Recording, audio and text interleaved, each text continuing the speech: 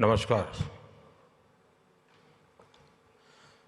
RBI के governor श्रीमान Shaktikanta Das ji, Kris Gopalakrishnan ji, members of regulators, finance industry के लीडर्स, फिनटेक और स्टार्टअप वर्ल्ड के मेरे साथी, अन्य सभी महानुभाव, देवी और सज्जनों, ये भारत में त्योहारों का मौसम है। अभी अभी जन्माष्टमी हमने मनाई है और खुशी देखिए, हमारी इकोनॉमी और हमारे मार्केट में भी उत्सव का माहौल है।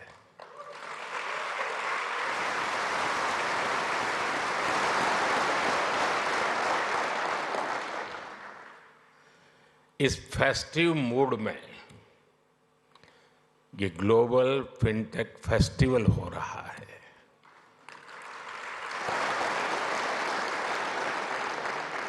और वो भी सपनों की नगरी मुंबई में।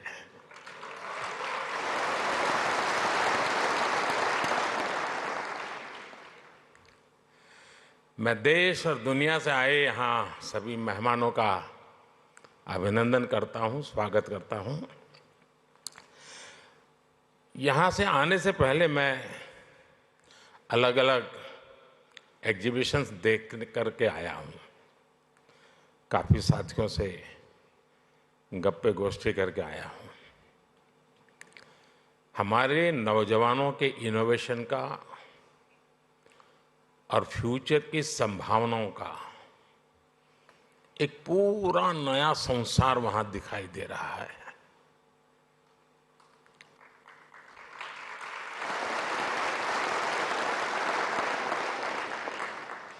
चलिए, आपके काम के लिए मैं शब्द बदलता हूं। एक पूरी नई दुनिया दिखाई दे रही है।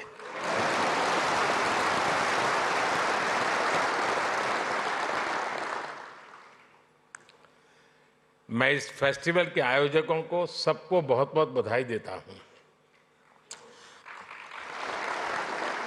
साथियों, यहां बड़ी संख्या में विदेशों से हमारे मेहमान भी आए हैं। एक समय था जब लोग भारत आते थे तो हमारी कल्चरल डाइवर्सिटी देखकर दंग रह जाते थे, हैरान हो जाते थे। अब लोग भारत आते हैं तो हमारी फिनटेक डाइवर्सिटी को देखकर भी हैरान होते हैं।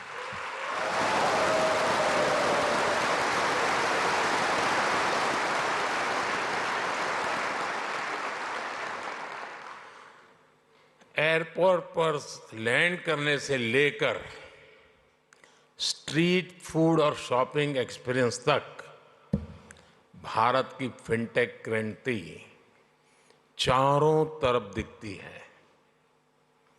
पिछले 10 साल में फिनटेक स्पेस में $31 बिलियन से ज्यादा का निवेश हुआ है।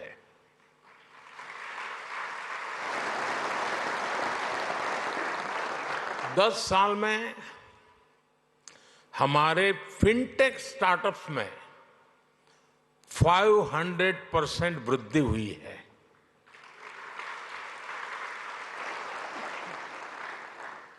सस्ते मोबाइल फोन, सस्ते डेटा और जीरो बैलेंस जनधन बैंक खातों ने भारत में कमाल कर दिया है।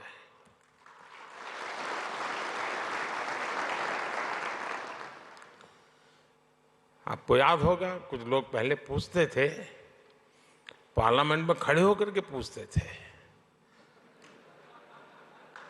और अपने आप को बहुत विद्वान मानने वाले लोग पूछते थे।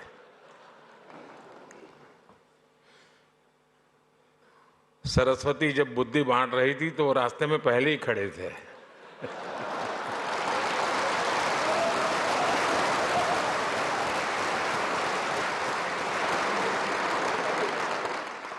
और क्या कहते थे?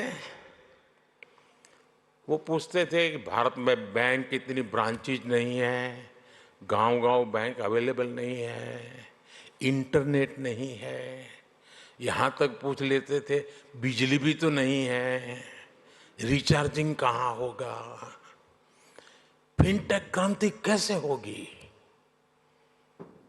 ये पूछा जाता था। और मुझ जैसे एक चाय वाले को पूछा जाता था।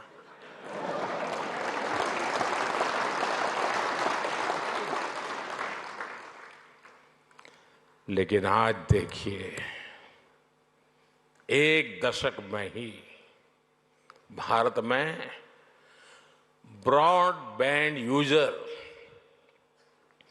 60 मिलियन यानी 6 करोड़ से बढ़कर 940 मिलियन यानी करीब 94 करोड़ हो गए हैं।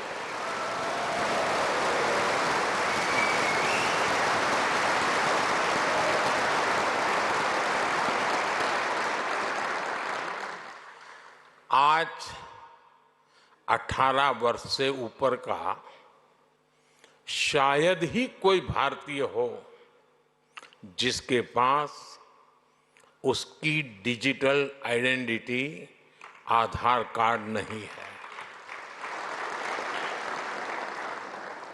आज 530 मिलियन यानी 53 करोड़ से अधिक लोगों के पास जनधन बैंक खाते हो गए हैं। यानी 10 साल में हमने एक प्रकार से पूरी यूरोपियन यूनियन के बराबर आबादी को बैंकिंग सिस्टम से जोड़ा है।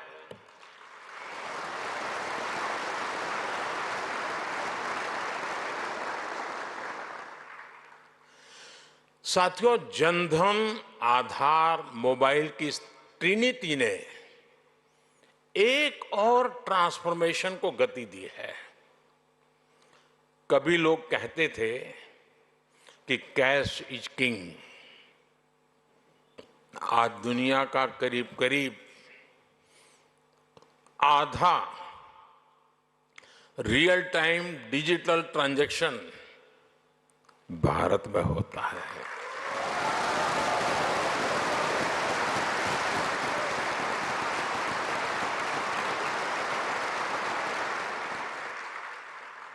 पूरी दुनिया में भारत का यूपीआई फिनटेक का बहुत बड़ा उदाहरण बन गया है।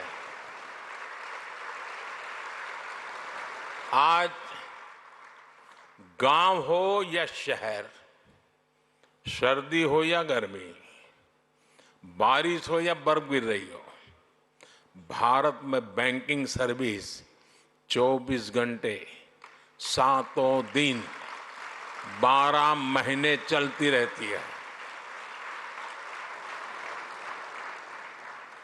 कोरोना के इतने बड़े संकट के दौरान भी भारत दुनिया के उन देशों में था जहां हमारी बैंकिंग सर्विस बिना किसी दिक्कत के चलती रही।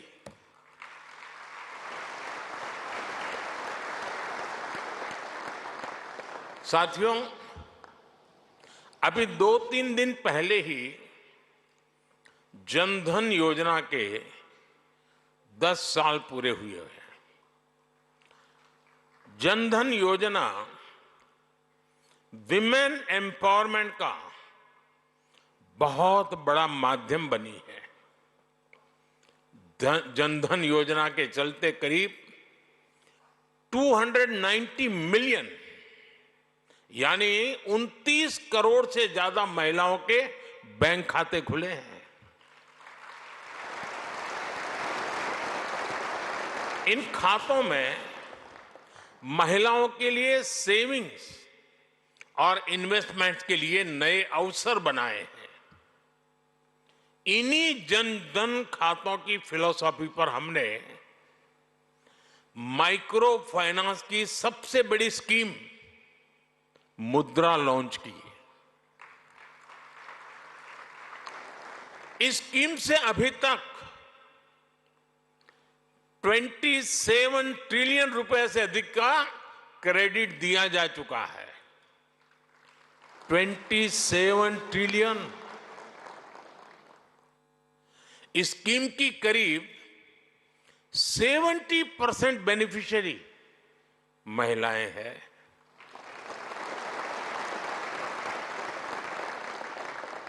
जनधन खातों ने महिलाओं के सेल्फ हेल्प को भी बैंकिंग से जोड़ा।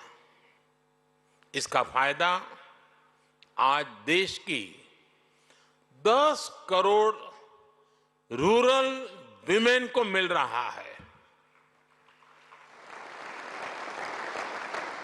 यानी जनधन प्रोग्राम ने महिलाओं के फाइनेंशियल एम्पावरमेंट की एक मजबूत नींव रखी है। साथियों, पूरी दुनिया के लिए पैरेलल इकोनॉमी एक बड़ी चिंता का विषय रही है। फिनटेक ने पैरेलल इकोनॉमी पर भी चोट की है और बधाई के पात्र आप लोग हैं।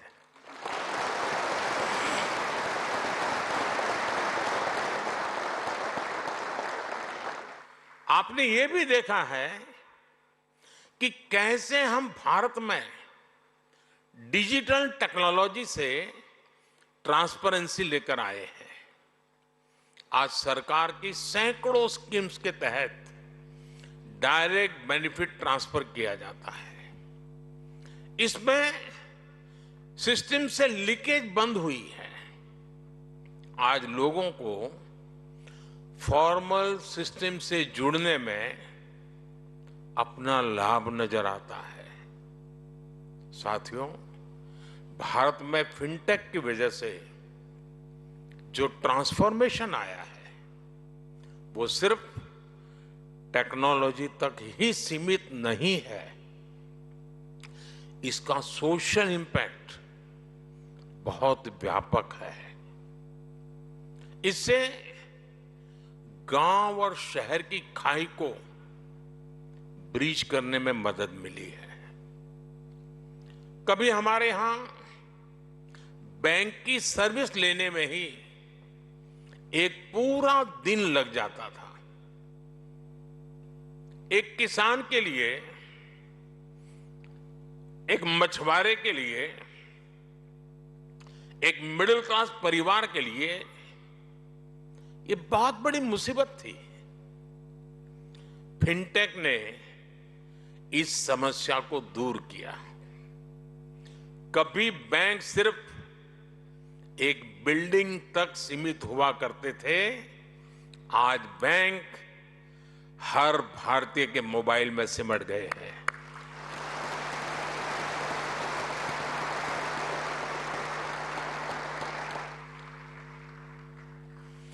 साथियों, फिनटेक ने फाइनेंशियल सर्विस को डेमोक्रेटिक बनाने में भी बड़ी भूमिका निभाई है। Loan, credit card, investment, insurance जैसे प्रोडक्ट सबके लिए आसानी से सुलभ हो रहे हैं। फिनटेक ने एक्सेस टू क्रेडिट को भी आसान और इंक्लूसिव बना दिया है। मैं एक उदाहरण देता हूं। आप जानते हैं, भारत में स्ट्रीट वेंडर्स की एक पुरानी परंपरा है, लेकिन वो फॉर्मल बैंकिंग से बाहर थे। फिनटेक ने इस स्थिति को भी बदल दिया। आज वो पीएम स्वनिधि योजना से कोलेटरल फ्री लोन ले पा रहे हैं। डिजिटल ट्रांजैक्शन रिकॉर्ड के आधार पर उनको बिजनेस बढ़ाने के लिए और लोन मिलता रहता है। कभी शेयर और म्यूचुअल फंड जैसे प्रोडक्ट में इन्वेस्टमेंट बड़े शहरों में ही संभव था, आज गांव और कस्बों में भी इन्वेस्टमेंट के इस एवेन्यू को बड़ी संख्या में एक्सप्लोर किया जा रहा है। आज कुछ ही मिनटों में घर बैठे ही डीमैट अकाउंट खुल रहे हैं, इन्वेस्टमेंट रिपोर्ट्स ऑनलाइन मिल रही है। आज बड़ी संख्या में भारतीय रिमोट हेल्थ केयर सर्विस ले रहे हैं, डिजिटली ऑनलाइन पढ़ाई कर रहे हैं, स्किल सीख रहे हैं। ये भी फिनटेक्स के बिना संभव नहीं था।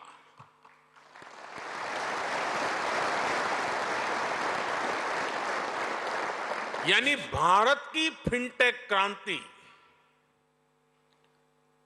Dignity of life, quality of life उसको बेहतर बनाने में भी बड़ा रोल निभा रही है। साथियों, भारत की फिनटेक क्रांति की उपलब्धि सिर्फ इनोवेशंस के लिए ही नहीं बल्कि एडॉप्शन लेकर के भी है। भारत की जनता ने जिस स्पीड और स्केल पर फिनटेक को एडॉप्ट किया है उसका उदाहरण कहीं और नहीं मिल सकता। इसका एक बड़ा क्रेडिट हमारे डिजिटल पब्लिक इंफ्रास्ट्रक्चर डीपीआई को भी जाता है और हमारे फिनटेक्स को भी जाता है। देश में इस टेक्नोलॉजी को लेकर ट्रस्ट पैदा करने के लिए अद्भुत इनोवेशन किए गए हैं। क्यूआर कोड्स के साथ साथ साउंड बॉक्स का उपयोग ऐसा ही इनोवेशन है।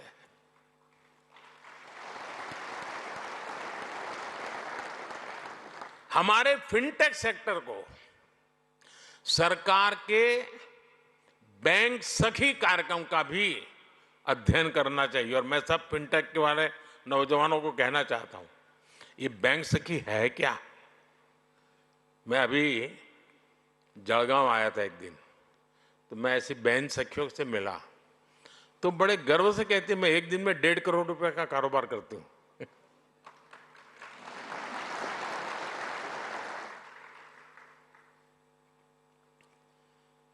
क्या कॉन्फिडेंस! और एक गांव की महिला थी वो। हमारी बेटियों ने गांव गांव में बैंकिंग को, डिजिटल अवेयरनेस को जिस प्रकार फैलाया है उससे फिनटेक को एक नया बाजार मिला है। साथियों, 21वीं सदी की दुनिया बहुत तेजी से बदल रही है। करेंसी से क्यूआर कोड तक की यात्रा में सदियां लग गई, लेकिन अब हर रोज हम नए इनोवेशन देख रहे हैं। डिजिटल ओनली बैंक्स और नियो बैंकिंग जैसे कंसेप्ट हमारे सामने हैं। डिजिटल ट्विंस जैसी टेक्नोलॉजी डेटा आधारित बैंकिंग को नेक्स्ट लेवल पर ले जा रही है। इससे रिस्क मैनेजमेंट, फ्रॉड डिटेक्शन और कस्टमर एक्सपीरियंस सब कुछ बदलने वाले हैं।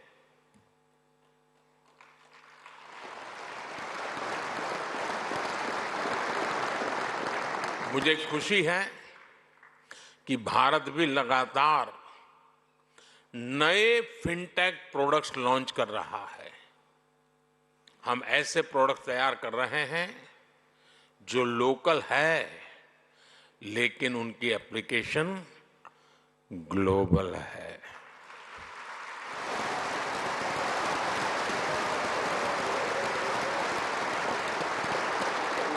आज ओएनडीसी यानी open network for digital commerce online shopping को इंक्लूसिव बना रहा है। ये छोटे बिजनेस, छोटे एंटरप्राइजेस को बड़े अवसरों से जोड़ रहा है। अकाउंट एग्रीगेटर्स लोगों और कंपनियों का कामकाज आसान करने के लिए डेटा को यूज कर रहे हैं। ट्रेड प्लेटफॉर्म की मदद से छोटी संस्थाओं की लिक्विडिटी और कैश फ्लो बेहतर हो रहे हैं। ई रूपी एक ऐसा डिजिटल वाउचर बना है जिसे कई रूपों में इस्तेमाल किया जा रहा है।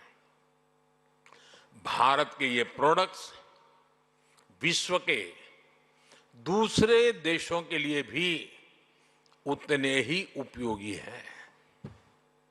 और इसी सोच के साथ हमने G20 प्रेसिडेंसी के दौरान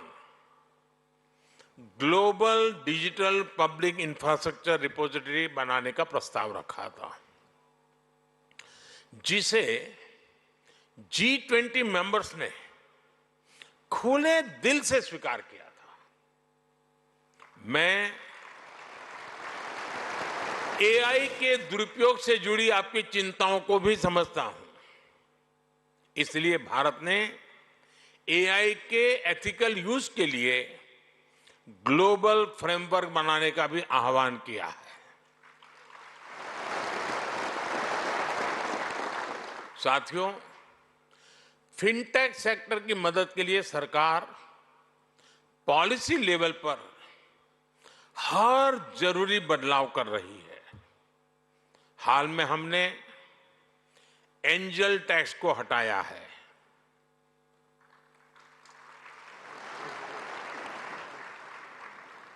ठीक नहीं किया?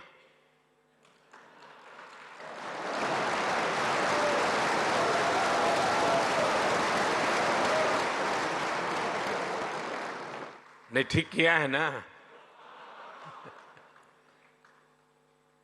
हमने देश में रिसर्च और इनोवेशन को बढ़ावा देने के लिए 1,00,000 करोड़ रुपए का फंड बनाने की घोषणा की है।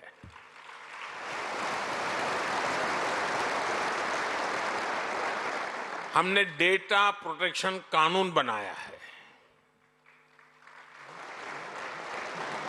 मेरी हमारे रेगुलेटर से भी कुछ अपेक्षाएं हैं। हमें साइबर फ्रॉड को रोकने के लिए और डिजिटल लिटरेसी के लिए और बड़े कदम उठाने होंगे। साइबर फ्रॉड स्टार्टअप्स की, फिनटेक्स की ग्रोथ में रुकावट न बने, ये ध्यान रखना भी उतना ही जरूरी है।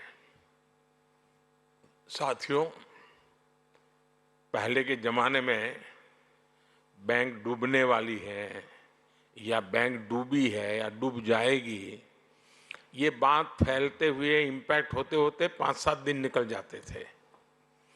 आज अगर किसी व्यवस्था में पता चला कि इस पर साइबर फ्रॉड है, 1 मिनट में मामला पूरा, वो कंपनी गई। फिनटेक के लिए बहुत जरूरी है। और साइबर सॉल्यूशन, उसका बाल मृत्यु बहुत जल्दी हो जाता है। कोई भी साइबर सॉल्यूशन निकालिए, उसका बेईमान लोग तोड़ निकालने में देर नहीं करते, तो उस सॉल्यूशन का बाल मृत्यु हो जाती है। फिर आपको नया सॉल्यूशन लेके आना पड़ता है। साथियों, आज सस्टेनेबल इकोनॉमिक ग्रोथ, ये भारत की प्राथमिकता है। हम स्ट्रांग, ट्रांसपेरेंट और एफिशिएंट सिस्टम्स बना रहे हैं। हम फाइनेंशियल मार्केट्स को एडवांस टेक्नोलॉजीज और रेगुलेटरी फ्रेमवर्क से मजबूत कर रहे हैं। हम ग्रीन फाइनेंस से सस्टेनेबल ग्रोथ को सपोर्ट कर रहे हैं। हम फाइनेंशियल इंक्लूजन के उस इंक्लूजन के सैचुरेशन पर बल दे रहे हैं। मुझे विश्वास है, भारत का फिनटेक इकोसिस्टम भारत के लोगों को क्वालिटी लाइफस्टाइल देने के मिशन में बहुत बड़ी भूमिका निभाएगा। मुझे विश्वास है भारत का फिनटेक इकोसिस्टम पूरी दुनिया की ईज ऑफ लिविंग बढ़ाएगा।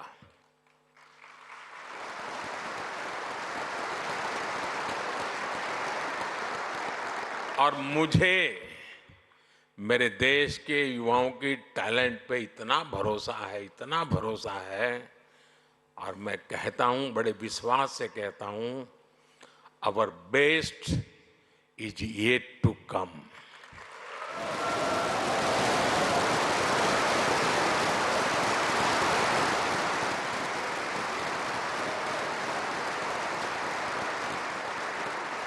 ये आपका 5वां समारोह है ना, तो 10वें में मैं आऊंगा।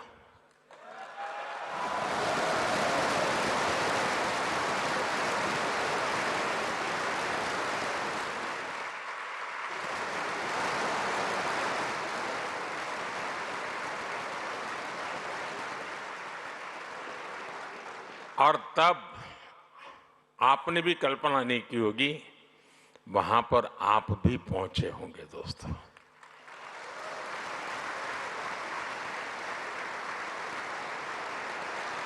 आज अभी मैं आपके कुछ स्टार्टअप यूनिट्स वालों को मिला, सबको तो नहीं मिल पाया, कुछ लोगों को मिला, लेकिन हर एक को 10-10 होमवर्क दे करके आया हूं।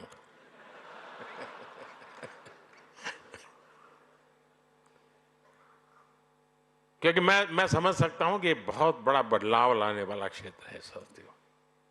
एक बहुत बड़ा रिवॉल्यूशन हो रहा है और उसकी मजबूत नींव यहां हम देख रहे हैं।